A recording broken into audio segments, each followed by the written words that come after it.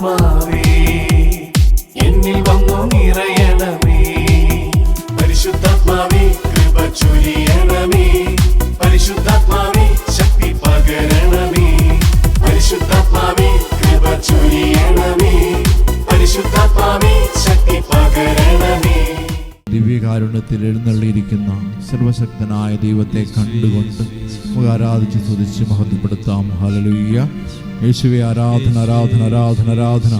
Hallelujah hallelujah hallelujah. യേശുവേ ആരാധന ആരാധന യേശുവേ ആരാധന. Hallelujah hallelujah. യേശുവേ ആരാധന ആരാധന ആരാധന ആരാധന ആരാധന. Hallelujah hallelujah hallelujah hallelujah hallelujah.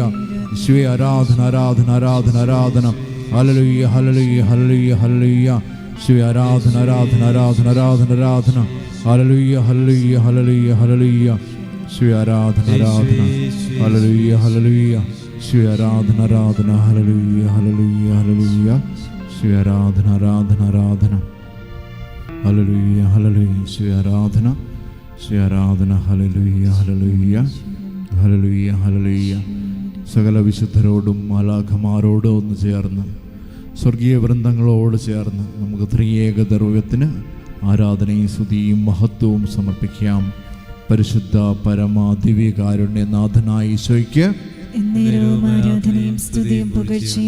നിത്യസ്തുതിക്ക് യോഗ്യനായ പരിശുദ്ധ പരമ ദിവ്യകാരുണ്യനാഥനായ ഈശോയ്ക്ക് ആരാധനയും സ്തുതിയും പുകഴ്ചയും ഉണ്ടായിരിക്കട്ടെ. പരിശുദ്ധ പരമ ദിവ്യകാരുണ്യനാഥനായ ഈശോയ്ക്ക് ആരാധനയും സ്തുതിയും പുകഴ്ചയും ഉണ്ടായിരിക്കട്ടെ. ആരാധന ആരാധന. ഹല്ലേലൂയ. ആരാധന. നമുക്ക് പിതാവായ ദൈവത്തിൻ്റെ മുമ്പിൽ, പുത്രനായ ദൈവത്തിൻ്റെ മുമ്പിൽ, പരിശുദ്ധാത്മാവായ ദൈവത്തിൻ്റെ മുമ്പിൽ എളിമയോടെ നമ്മുടെ സൃഷ്ടാവിനെ കണ്ടുകൊണ്ട് ശാന്തമായി നമുക്ക് ആയിരിക്കുന്ന ഇടങ്ങളിൽ ആയിരിക്കാം. നന്ദിയുള്ള ഒരു ഹൃദയത്തോടെ ദൈവസന്നിധിയിലായിരിക്കാം. നമുക്കറിയാം, നമ്മൾ ഈ ആരാധനയിൽ പങ്കെടുക്കുമ്പോൾ നിരവധിയായ നിയോഗങ്ങളും പ്രാർത്ഥനകളുമൊക്കെ നമ്മൾ സമർപ്പിക്കുന്നുണ്ടാവാം. ഒപ്പം നമ്മൾ ഒരുപക്ഷെ അനുദിനം ഈ ആരാധനയിൽ പങ്കെടുത്ത് പ്രാർത്ഥിക്കുന്നവരാകും. ആ സമയത്ത് നമ്മളൊരാളെ പലവട്ടം കണ്ടു കഴിയുമ്പം നമ്മൾ ആഗ്രഹങ്ങൾക്കപ്പുറം നമ്മൾ ആ വ്യക്തിയുമായി ഒരു വ്യക്തിബന്ധം സ്ഥാപിച്ചിട്ടുണ്ടാവും. ഈ ആരാധനയിൽ എഴുന്നള്ളിയിരിക്കുന്ന ദൈവവുമായി ഇന്നെനിക്കൊരു വ്യക്തിബന്ധമുണ്ടോ എന്ന് നമുക്ക് നമ്മളോട് തന്നെ ചോദിക്കാം. നിന്നെ സൃഷ്ടിച്ച ദൈവം അൾത്താരയിൽ, ആ ദൈവവുമായി എനിക്കൊരു വ്യക്തിബന്ധമുണ്ടോ? എൻ്റെ നിയോഗങ്ങൾ മാത്രം സമർപ്പിച്ച് നമ്മൾ പ്രാർത്ഥിക്കുന്നതിനപ്പുറം ദൈവത്തോട് തുറന്നൊരു സംസാരം നമുക്കുണ്ടോ എന്ന് നമ്മൾ ചോദിക്കണം, ചിന്തിക്കണം. അതുപോലെ സാമുവൽ ദേവാലയത്തിൽ ദൈവസാന്നിധ്യം അനുഭവിച്ചു കഴിഞ്ഞപ്പോൾ സാമുവൽ ശബ്ദം തിരിച്ചറിഞ്ഞില്ല.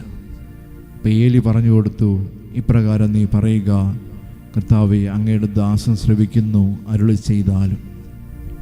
നമ്മൾ എന്ത് നിയോഗം കൊണ്ടാണോ ഈ സന്നിധിയിൽ അണയുന്നത്, നമ്മൾ കർത്താവേ ഈ ആരാധനയിൽ നീ എന്നോട് സംസാരിക്കണമേ എന്ന് ആത്മാർത്ഥമായിട്ട് ആഗ്രഹിക്കണം. ദൈവസ്വരം കേൾക്കാൻ നമുക്ക് ഈ ആരാധനയിൽ ഇടയാകട്ടെ എന്ന് ആത്മാർത്ഥമായിട്ട് ആഗ്രഹിക്കാം. കർത്താവേ നീ എന്നോട് സംസാരിക്കണമേ.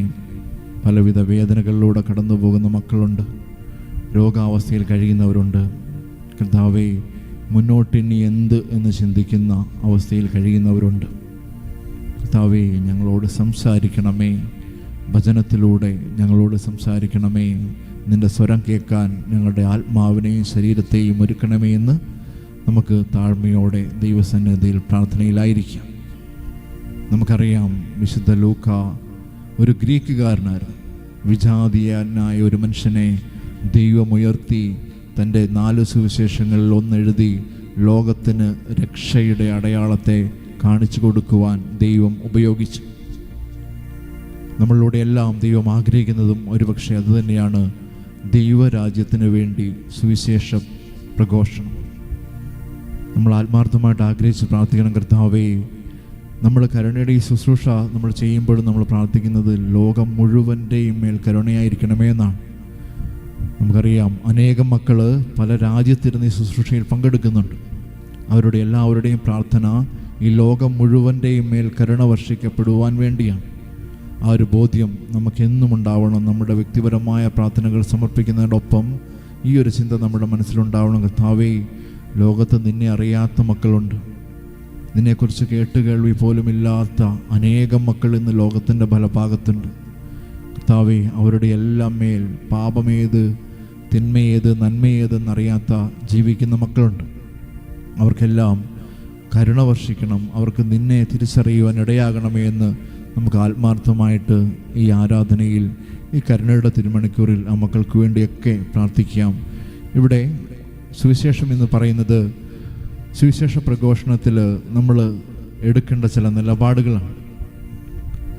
ഈശോ നമുക്കറിയാം, നമ്മുടെ നിയോഗങ്ങൾ, നമുക്കൊരാഗ്രഹങ്ങൾ, മനുഷ്യർക്ക് പല ആഗ്രഹങ്ങളുണ്ടാവാം. ആഗ്രഹത്തിന് വേണ്ടി പ്രാർത്ഥിക്കണം എന്ന് പറയുമ്പം ആഗ്രഹം എത്ര തീക്ഷ്ണമായിരിക്കുമെന്ന് നമുക്കറിയാം. അതുപോലെയാണ് ഈശോ ഒരാളിൽ നിന്ന് തുടങ്ങി ഈശോ 12 ശിഷ്യന്മാരെ തിരഞ്ഞെടുക്കുന്നു. തുടർന്ന് ഇന്നത്തെ വചനഭാഗത്ത് നമ്മൾ കാണുന്നത് അത് 72 പേരായി മാറും. പിന്നെ അത് പതുക്കെ വർദ്ധിച്ച് ഇന്ന് സഭ ആയിരിക്കുന്ന അവസ്ഥയിൽ എത്തിച്ചേർന്നു. ഈശോയുടെ ഏറ്റവും വലിയ ആഗ്രഹമാണ് സഭ വളരുക, ദൈവരാജ്യം വ്യാപിക്കുക. അപ്പം അതിന് ഈശോ വളരെ പ്രത്യേകമായി ശിഷ്യന്മാരോട് പ്രാർത്ഥിക്കുവാൻ ആവശ്യപ്പെട്ടൊരു കാര്യമാണ്, നിങ്ങൾ ദൈവരാജ്യ വ്യാപനത്തിന് വേണ്ടി പ്രാർത്ഥിക്കണം. എന്നിട്ട് ഈശോ 72 പേരെ തിരഞ്ഞെടുത്ത് പറഞ്ഞയക്കുമ്പം ആദ്യം അവരെ ഏൽപ്പിച്ചൊരു കാര്യവും ഈ ഒരു പ്രാർത്ഥനയാണ്, കൊയ്ത്തധികം വേലക്കാരോ ചുരുക്കം. അതുകൊണ്ട് കൊയ്ത്തിന് കൂടുതൽ വേലക്കാരെ അയക്കുവാൻ വേണ്ടി കൊയ്ത്തിൻ്റെ നാഥനോട് നമ്മൾ പ്രാർത്ഥിക്കണം. ഒരുപാട് വൈദിക സന്യസ്ത ദൈവവിളികൾ സഭയിലുണ്ടാവാൻ വേണ്ടി നമുക്ക് ആത്മാർത്ഥമായിട്ട് ആഗ്രഹിച്ച് പ്രാർത്ഥിക്കാം. ഇപ്പോൾ ഓരോ കുടുംബ ജീവിതം നയിക്കുന്നവരും ഓരോ വ്യക്തികളും ഈ ഒരു ദൗത്യം ഏറ്റെടുത്ത് ദൈവരാജ്യത്തിനായി അനേകം വേലക്കാരെ സഭയ്ക്ക് ലഭിക്കുവാൻ വേണ്ടി നമുക്ക് ഈ കരുണയുടെ മണിക്കൂറിൽ വളരെ പ്രത്യേകമായി ദൈവസന്നിധിയിൽ താഴ്മയോടെ പ്രാർത്ഥിക്കാം. അതുപോലെ തന്നെ സുവിശേഷം പറയുകയാണ്, ദൈവരാജ്യ സുവിശേഷം നമ്മൾ പ്രഘോഷിക്കുമ്പോൾ ഈ ഒരു വ്യാപനം ഇതൊരു ഈസിയായ കാര്യമല്ല. ഈശോ വളരെ വ്യക്തമായി മുന്നറിയിപ്പ് നൽകുന്നുണ്ട്. ഇത് ചെന്നായ്ക്കളുടെ ഇടയിലേക്ക് കുഞ്ഞാടുകളെ അയക്കുന്നത് പോലെയാണ്. മറ്റുള്ള കാര്യങ്ങൾ പറയുന്നത് പോലെ മനുഷ്യർ ഈ ഒരു കാര്യം സ്വീകരിക്കുമെന്ന് നമ്മൾ വിചാരിക്കരുത്. ചെന്നായ്ക്കളുടെ ഇടയിലേക്ക് കുഞ്ഞാട് പോകുന്ന അവസ്ഥയാണ് നമ്മളൊരു പക്ഷെ നേരിടേണ്ടി വരിക. പക്ഷേ ആ മേഖലയിൽ എന്തൊക്കെ കാര്യങ്ങൾ നമ്മൾ കരുതണം, ഏത് രീതിയിൽ സുവിശേഷം പ്രഘോഷിക്കണമെന്നുള്ള കാര്യം വളരെ വ്യക്തമായി ഇന്നത്തെ സുവിശേഷത്തിൽ വചനത്തിലൂടെ ഈശോ പറഞ്ഞു തരുന്നുണ്ട്. അതിന് ഈശോ പ്രത്യേകം പറയുന്നൊരു കാര്യമാണ്, നീ മടിശീലയോ ചെരുപ്പോ ഉപയോഗിക്കരുത്. എന്ന് വെച്ചാൽ പരിപൂർണമായി ദൈവത്തിൽ ആശ്രയിച്ചു വേണം സുവിശേഷം നമ്മൾ പ്രഘോഷിക്കുവാൻ, അല്ലെങ്കിൽ ദൈവരാജ്യ പ്രവർത്തനത്തിൽ നമ്മൾ ഏർപ്പെടുവാൻ.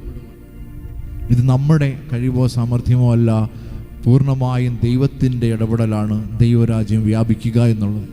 നമ്മൾ ഉപകരണങ്ങൾ മാത്രമാണ്. അപ്പോൾ ആ ഒരു ബോധ്യം നമ്മൾ ജനിക്കാൻ വേണ്ടിയാണ് ഈശോ പറയുന്നത്, നീ മടിശീലയോ ചെരുപ്പോ, നിനക്ക് സംരക്ഷണത്തിനായിട്ടുള്ള ഒന്നും നിൻ്റെ കയ്യിൽ കരുതരുത്. നിൻ്റെ സംരക്ഷണവും നിൻ്റെ ഉത്തരവാദിത്വവും പരിപൂർണമായി ദൈവത്തിൻ്റെ കരങ്ങളിലാണെന്ന് വിശ്വസിച്ച് വേണം നീ ദൈവരാജ്യത്തിനായി ഇറങ്ങിത്തിരിക്കുവാൻ. ആ ഒരു ബോധ്യം നമുക്കുണ്ടാവണം.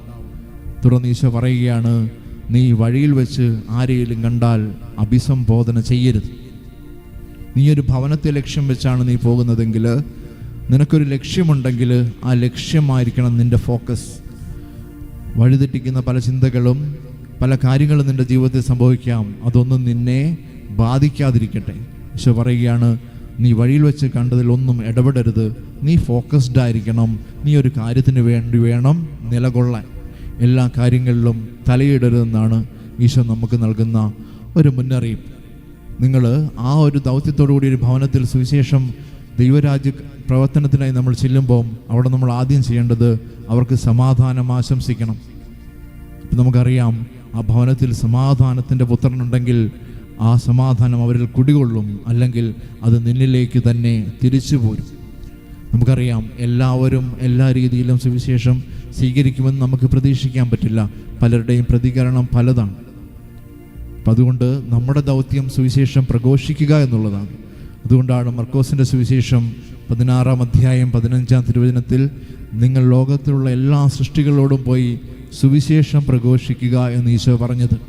ഇത് നമ്മുടെ വലിയൊരു ദൗത്യമാണ്. നമ്മളിത് പകർന്നു നൽകേണ്ട ഒരു ദൗത്യം കൂടിയാണ്. നമ്മളും നമ്മുടെ മക്കളും നമ്മുടെ തലമുറകൾ പോലും ഈ ഒരു ദൗത്യത്തിൽ നിന്ന് ഒഴിവാക്കപ്പെടുന്നില്ല. സുവിശേഷം പങ്കുവെക്കുക എന്നുള്ളത് നമ്മളെ സംബന്ധിച്ച് പരമമായ ലക്ഷ്യമാണ്. അപ്പോൾ ആ ഒരു ബോധ്യം നമ്മുടെ ജീവിതത്തിൽ ഉണ്ടാവണം. അതുപോലെ തന്നെ ഈശോ പിന്നീട് പറയുന്നത്, നമ്മൾ സുവിശേഷ പ്രഘോഷണത്തിനായിട്ട് പോകുമ്പം അവരുടെ കൂടെ ഭക്ഷിക്കണം, അവിടെ വസിക്കേണ്ടവരും അവിടെ നമുക്ക് യാതൊരു ഡിമാൻഡും ഉണ്ടാവാൻ പാടില്ല. നമ്മളൊരു നഗരത്തിലോ ഒരു പട്ടണത്തിലോ ഒരു ഭവനത്തിലോ പോയി ഈശോയെ പങ്കുവെക്കുമ്പം നമുക്ക് യാതൊരു ഡിമാൻഡും ഉണ്ടാവില്ല. അവരെന്ത് വിളമ്പുന്നോ അത് ഭക്ഷിക്കാനാണ് ഈശോ ആവശ്യപ്പെടുന്നത്. ആ ഒരു മനോഭാവം നമുക്കുണ്ടാവണം. അവരുടെ കൂടെ വസിക്കാൻ ആ ഒരു എളിമയും അവർക്ക് വേണ്ടി അവരുടെ കൂടെ വസിക്കാനുള്ളൊരു സന്നദ്ധതയും നമുക്കുണ്ടാവണമെന്ന് ദൈവം ആഗ്രഹിക്കുന്നു. ഏറ്റവും അവസാനം ഈശോ പറയുന്നത്, രോഗികളെ സുഖപ്പെടുത്തണം, ഒപ്പം ദൈവരാജ്യത്തിന് വേണ്ടി സുവിശേഷം പ്രഘോഷിക്കണം. അപ്പോൾ രോഗികൾ സുഖപ്പെടുക എന്നുള്ളത് പോലും ദൈവത്തിൻ്റെ ആഗ്രഹമാണ്. കാരണം ഈശോയെക്കുറിച്ച് ലൂക്കാസ് സുവിശേഷകൻ 4-ാം അധ്യായം 18 എഴുതി വെച്ചിട്ടുണ്ട്. കർത്താവ് ഈശോയെക്കുറിച്ചുള്ള ഒരു പ്രവചനമാണ് അത്. യെശയ്യാ പ്രവചനത്തിൽ 61-ാം അധ്യായത്തിലുള്ളൊരു പ്രവചനം ലൂക്കാസ് സുവിശേഷം കോട്ട് ചെയ്യുന്നുണ്ട്. 4-ാം അധ്യായം 18-ാം തിരുവചനത്തിൽ, കർത്താവിൻ്റെ ആത്മാവ് എൻ്റെ മേലുണ്ട്, ദരിദ്രരെ സുവിശേഷം അറിയിക്കാൻ അവിടുന്ന് എന്നെ അഭിഷേകം ചെയ്തിരിക്കുന്നു. അന്ധർക്ക് കാഴ്ച, ബന്ധിതർക്ക് മോചനം, അടിച്ചമർത്തപ്പെട്ടവർക്ക് സ്വാതന്ത്ര്യവും കർത്താവിൻ്റെ പുതിയ സംവത്സരവും പ്രഖ്യാപിക്കാൻ അവിടുന്ന് എന്നെ അഭിഷേകം ചെയ്തിരിക്കുന്നു. ഇത് ഈശോയെക്കുറിച്ചുള്ളൊരു പ്രവചനം യെശയ്യാ നടത്തിയത് ലൂക്കായുടെ സുവിശേഷത്തിൽ. അത് ലൂക്ക കോട്ട് ചെയ്ത് കർത്താവിനെ ഈശോ തന്നെയാണെന്ന് ലൂക്ക എടുത്തു പറയുകയാണ്. അപ്പോൾ അത് ഈശോയ്ക്ക് മാത്രമുള്ളതല്ല, മാമോദിസ സ്വീകരിച്ച് നമുക്ക് ഓരോരുത്തരുടെയും ഒരു ദൗത്യമാണ്. അനേകർക്ക് വേണ്ടി സുവിശേഷം പ്രഘോഷിക്കുക, അന്ധർക്ക് കാഴ്ച നൽകുക. അന്ധർക്ക് കാഴ്ച എന്നുദ്ദേശിച്ചത് ദൈവത്തിനെ കാണാതെ തിരിച്ചറിയാതെ കഴിയുന്ന മക്കളെ ദൈവത്തിലേക്ക് അടുപ്പിക്കുക എന്നുള്ളൊരു വലിയ ദൗത്യം കൂടെ നമുക്കുണ്ട്. അപ്പം ആ ഒരു ദൗത്യത്തിൽ നമ്മളെ കുടുംബവും പങ്കെടുക്കുന്നുണ്ടോ, പങ്കാളികളാവുന്നുണ്ടോ എന്ന് നമ്മൾ ചിന്തിക്കണം. ആ ദൈവത്തിൻ്റെ വലിയൊരു പദ്ധതിയും ആഗ്രഹവും നിറവേറാൻ നമ്മളും നമ്മളുടെ കൂടെയുള്ളവരും അതിനൊരു ഉപകരണമാക്കി മാറ്റണമേ എന്ന് നമുക്ക് ഈശോയോട് പ്രാർത്ഥിക്കാം. ഒപ്പം ഈ ആരാധനയിൽ പങ്കെടുക്കുന്ന ഈശോ വളരെ പ്രത്യേകമായി ശിഷ്യന്മാർക്ക് നൽകിയൊരു അധികാരമാണ് രോഗികളെ സുഖപ്പെടുത്തുക എന്നുള്ളത്.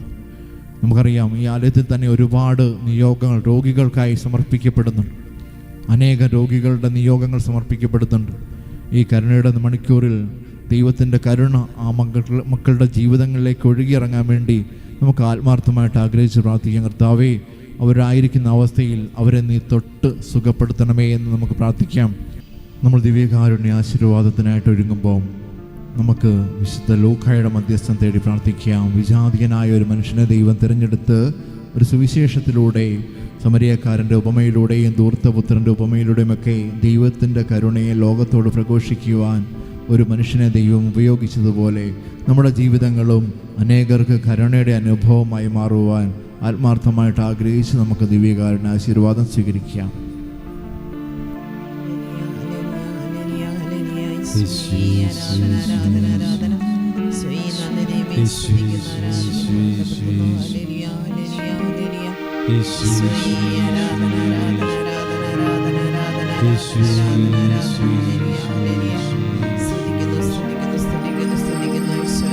ആരാധന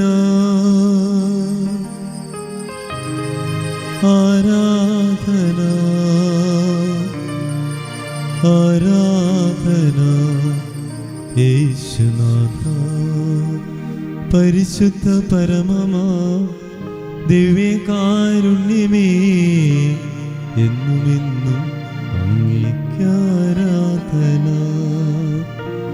എന്നുമെന്നും